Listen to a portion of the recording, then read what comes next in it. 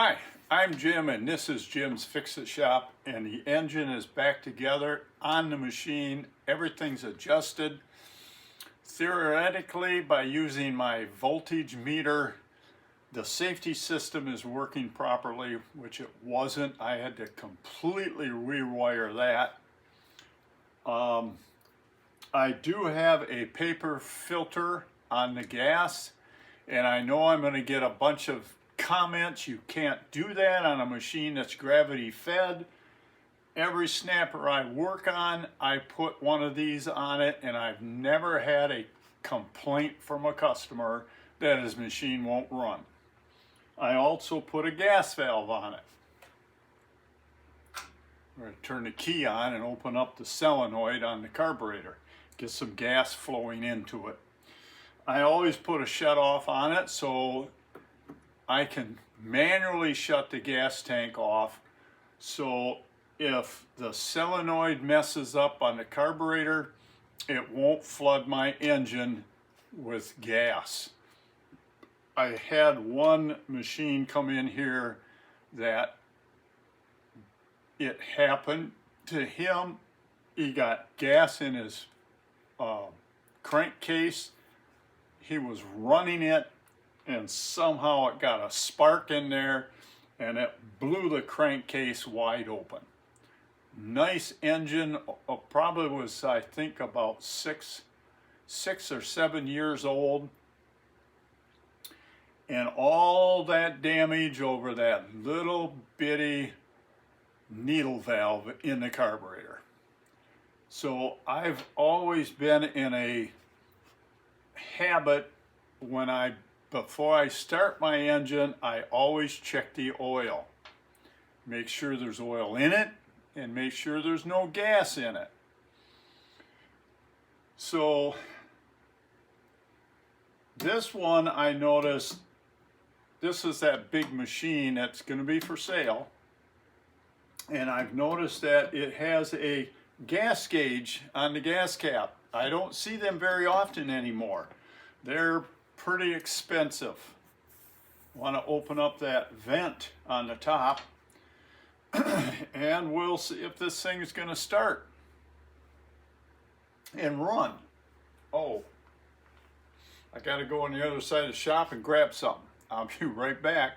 Got my little remote that turns on the dust collector. That's going to suck all the fumes out of here once this thing starts.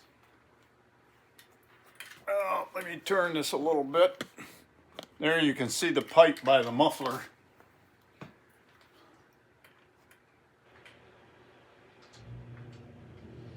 There we go. And let's see what happens. Now, with the way the safety system is on this machine, I can start it without sitting on the seat. As long as the mower deck is shut off and the clutch pedal is pushed down with the parking brake pushed across to hold the pedal down. So let's see what happens.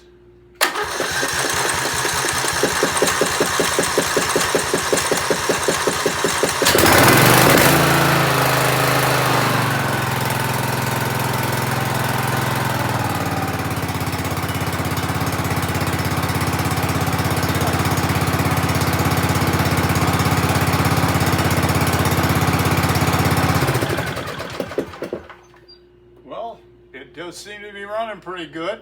Took a minute to get the gas up into the carburetor, but it's done. The next time I do a video on this, it'll be completely assembled. It's got a very large clamshell bagger that goes on it. It's got a dethatcherizer that goes on the front, and I gotta put the weights on the front. This machine was built at the factory with a clamshell, came with it. So underneath this panel where your feet are, they've got a hunk of steel welded in there, and I figured that weighed about 20 pounds. And it was put in at the factory because the paint is painted over top of the welds that holds it in, and there's no burns on the outside when it was welded. Plus it has plates that go on the front of this thing that weigh 50 pounds altogether, and that's to offset the weight that's on the back of this thing from that clamshell. And I don't know, it'll be a couple of months before I get this decent weather. Right now it's snowing again and it's like 32 degrees outside. So that's it for today. I just wanted you to see it run.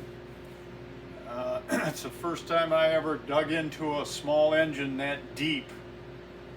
The next one I'm working on right now, I'm trying to lap the valves to see how that'll come out. Never done that before either. So until next time, work safe, have fun, and I'll talk to you soon.